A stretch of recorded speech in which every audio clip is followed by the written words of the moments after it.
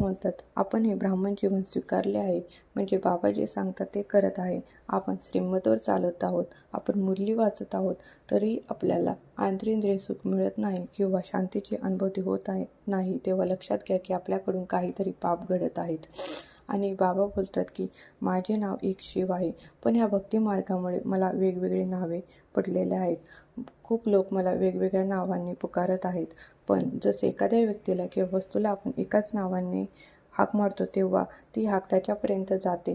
तेव्हा बाबा बोलतात की मलाही तुम्ही शिव ह्या नावानेच ओळखा, आणि तुम्ही मला शिव म्हणूनच याद केले तर तुमची हाक नक्की माझ्यापर्यंत पोहोचेल. बाबा बोलतात की आत्मा स परमात्मा, म्हणजे जर आत्मा एक बिंदी असेल तर परमात्मा ही बिंदीच असणार. तसे मनुष्य हा पुढे जाऊन मनुष्यच होणार आहे. आणि बाबा बोलतात मी तुम्हाला पतितसे पावन बनवतो, म्हणजे मी पापातून नष्ट करतो. आणि जर आपण बाबाला याद केले तर आपल्याला वरसा मिळणार आहे. आणि आपल्याला सगळ्यांना माहीत आहे आपल्याला कोणता वरसा मिळणार आहे, तर आपल्याला स्वर्गाची बादशाही मिळणार आहे. बाबा बोलतात की सगळ्यांना वरसा तर नक्की मिळणार, कारण तुम्ही या ब्राह्मण जीवनामध्ये आलेला आहात. पण कोणाला किती वरसा मिळणार ते त्याच्या पुरुषार्थावरती डिपेंड असेल. आणि मला तुम्ही जास्त याद कराल तेवढा तुम्हाला जास्त वरसा मिळेल. याचे एक उदाहरण बघितले तर एखाद्या वडिलांना 2 मुली असतील आणि त्यातील एक मुलगा त्यांची जास्त सेवा करत असेल, तर त्या वडिलांच्या मनामध्ये कुठेतरी येईलच, आपण ह्याला जास्त वरसा देऊ. त्याचप्रमाणे बाबा बोलतात तुम्ही जास्त जितके मला याद करा तेवढा तुम्हाला जास्त वरसा मिळेल.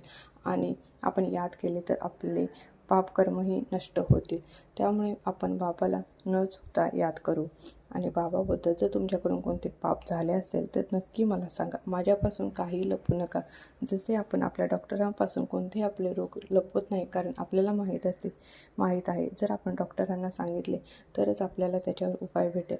त्याप्रमाणे आपणही आपले पापकर्मे बाबाला सांगू, तेव्हा बाबा आपले हे पापकर्मे स्वीकारून आपल्याला माफ करेल. आणि तसेच आपण पुढे पाप होऊ नये याची तो लक्षता घेईल आणि आपल्याला काही युक्त्या सांगेल, त्यातून आपल्याकडून कधीच पापकर्मही होणार नाहीत. त्यामुळे बाबांनी आजची पूर्ण मुरली आपल्याला यादमध्ये सांगितलेले आहे. आपल्याला माहीत आहे आपण कर्म करतो, पण आपण गृहस्थी मार्गामध्ये आहोत, पण तरीही आपण वेळात वेळ काढून बाबाला याद केले पाहिजे. त्यामुळे आजच्या मुरलीमध्ये बाबांनी सांगितले आहे की मला याद करा. तेव्हा आपण दिवसभर हा एकच संकल्प लक्षात ठेवू की आपल्याला बाबाला याद करायचे आहे.